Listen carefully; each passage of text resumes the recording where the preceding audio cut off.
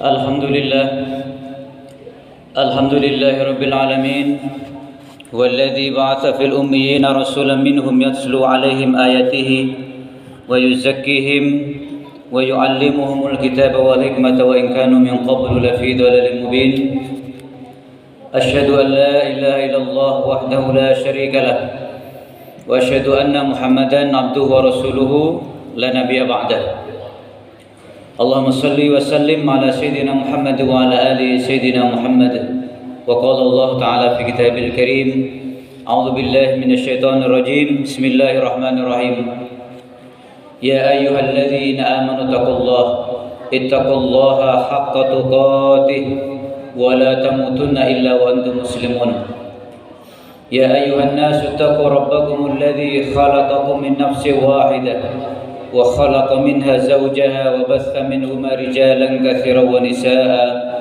واتقوا الله الذي تساءلون به والأرحام إن الله كان عليكم رقيبا يا أيها الذين آمنوا اتقوا الله وقولوا قولا سديدا يصلح لكم أعمالكم ويغفر لكم ذنوبكم ومن يطع الله ورسوله فقد فاز فوزا عظيما. Masyaallah muslimin rahimakumullah rahimakumullah.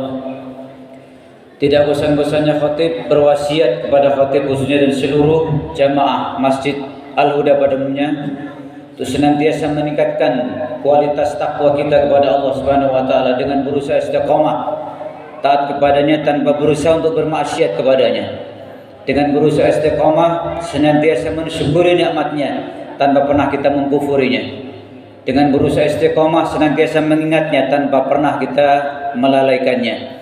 Wa tazawwadu fa inna khairaz zadi taqwa, dan berbekalah kalian karena sebaik-baik bekal adalah takwa kita kepada Allah Subhanahu wa taala. Masalah hadirin sidang Jumat rahimakumullah. Dalam Quran surah Al-Maidah ayat 90 Allah berfirman, ya ayyuhalladzina amanu innamal khamru wal maisiru wal ansabu wal azlamu rijsum min amalis syaitan, yang artinya, hai umat yang beriman, sesungguhnya arak,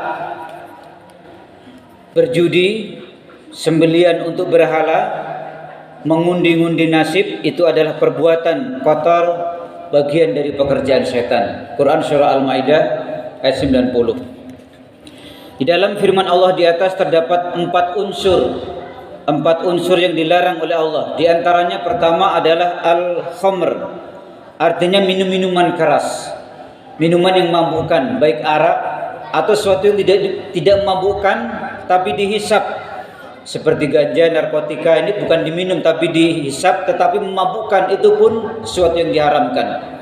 Pertama adalah al-khamr. Orang yang mabuk yakin pikirannya akan kacau, akalnya akan rusak.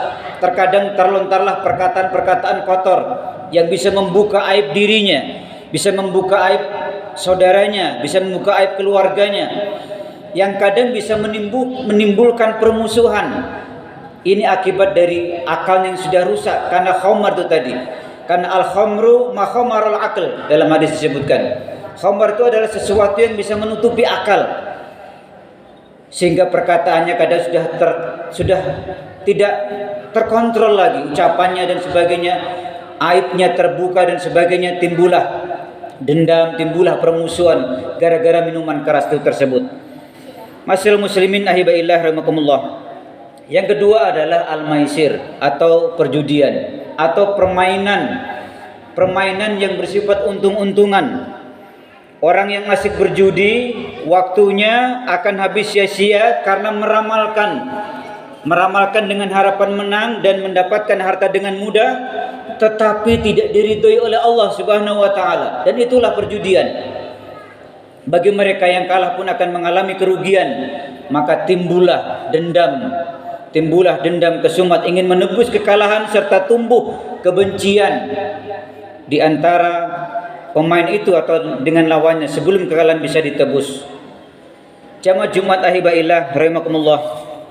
Pecandu judi apapun bisa dijadikan bahan taruhan, uang, rumah, kendaraan dan sebagainya.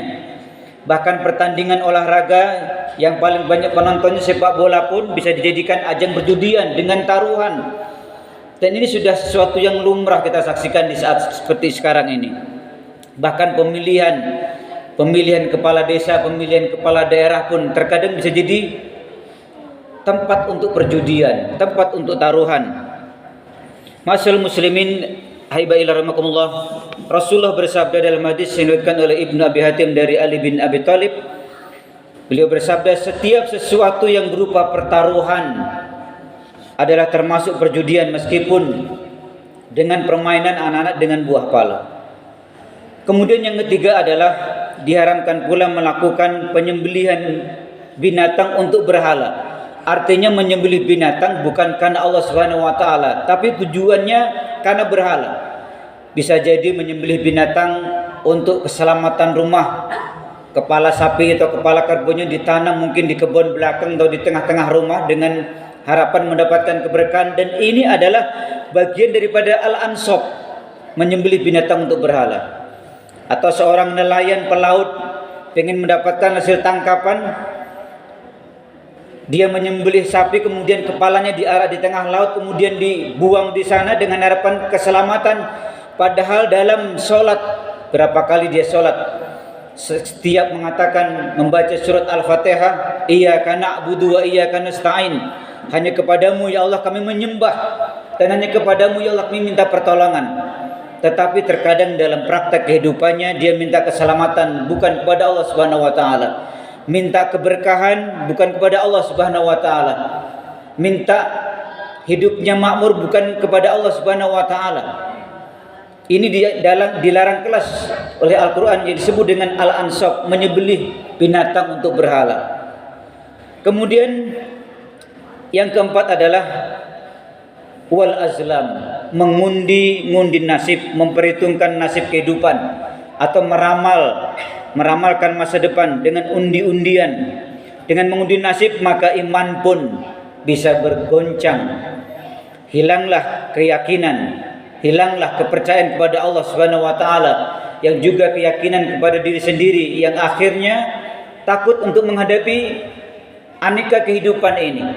Dan kehidupan yang kita alami ini pasti akan ada suka, tapi juga tidak akan pernah luput dengan duka.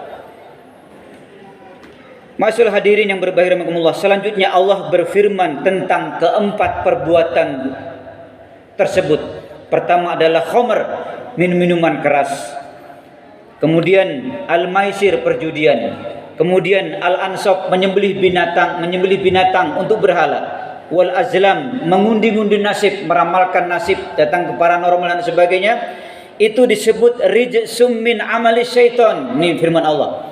4 perbuatan itu dalam surah Al-Maidah 40, rijsum min amali syaitan, perbuatan kotor dan bagian min amali syaitan, bagian dari pekerjaan syaitan. Sehingga di dalam ayat selanjutnya disebutkan fajtanibuhu la'allakum tuflihun, maka jauhi agar kalian mendapatkan kebahagiaan, kata Allah. Jauhi keempat perbuatan tersebut agar kehidupan keluarga kalian mendapatkan keberuntungan, kemakmuran. Keempat perbuatan itu. Masyaallah muslimin, ahibaillah rahimakumullah. Allah Subhanahu wa taala memperingatkan umat manusia bahwa judi adalah perbuatan subversif yang merupakan siasat dan strategi setan untuk menghancurkan tatanan kehidupan ini, kedisiplinan, kenyamanan dalam keluarga. Kedisiplinan termasuk mengganggu kestabilan, keamanan politik, bahkan ekonomi. Kemudian di ayat selanjutnya Al-Maidah 91, innama yuridus syaitan ayyuki'a bainakumul adawata wal baghdha fil khamri wal maisir. Ternyata yang diinginkan syaitan itu setelah melakukan minuman keras itu tadi, setelah perjudian tadi adalah ayyuki'a bainakumul adawata wal baghdha, setan ingin menimbulkan permusuhan, ingin menimbulkan kebencian di antara kamu melalui apa? Fil khamri wal maisir. Ini Al-Maidah ayat 91, melalui minum-minuman keras dan bermain judi.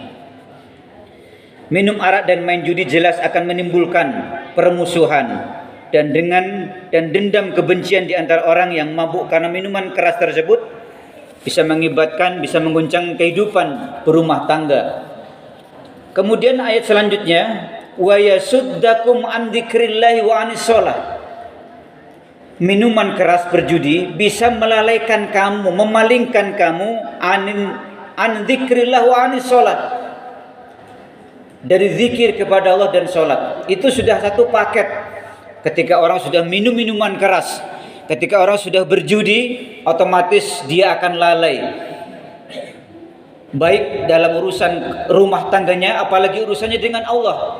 An dzikrillahi wa anis shalah, dia akan lupa zikir kepada Allah, pasti tidak akan mau bercampur antara kebaikan dan ketaatan kepada Allah Subhanahu wa taala. Bahkan wa anis shalah, salat pun akan ditinggalkan. Fal antum muntahun, tidaklah kalian berhenti. Quran surah Al-Maidah ayat 91. Setiap orang yang telah kecanduan minuman keras, bir dan sebagainya, atau sesuatu yang memabukkan, berjudi dengan menghabiskan waktunya meramalkan di antara pertandingan bola siapa yang menang dan kalah, atau permainan yang menghasilkan seri, pasti dia akan lupa kepada Allah, pasti dia akan lupa berzikir kepada Allah, pasti dia akan meninggalkan sholat dan sebagainya. Oleh karena itu Allah berfirman dalam Al-Maidah ayat 92, wa ati'ullah wa ati'ur rasul fahdharu. Taatilah kepada Allah, taatilah Rasul, kemudian waspadalah. Masyaallah hadirin sedang salat Jumat ahibaillah rahimakumullah, demikian khutbah singkat yang bisa khatib sampaikan pada Jumat kali ini. Mudah-mudahan Allah Subhanahu wa taala jauhkan kita ini, keluarga kita, lingkungan kita dari 4 perbuatan kotor yang Allah firmankan dalam surah Al-Maidah ayat 90. Pertama adalah al-khamr, minuman keras, kemudian wal maisir adalah perjudian, kemudian wal ansab, menyembelih binatang untuk berhala, wal azlam, dan mengundi-undi nasib atau meramalkan masa depan. Barakallahu li wa lakum fil Qur'anil azim wa nafa'ani wa iyyakum bima fihi minal ayati wa dzikril hakim. Taqabbala minni wa minkum tilawatahu innahu huwal ghafurur rahim.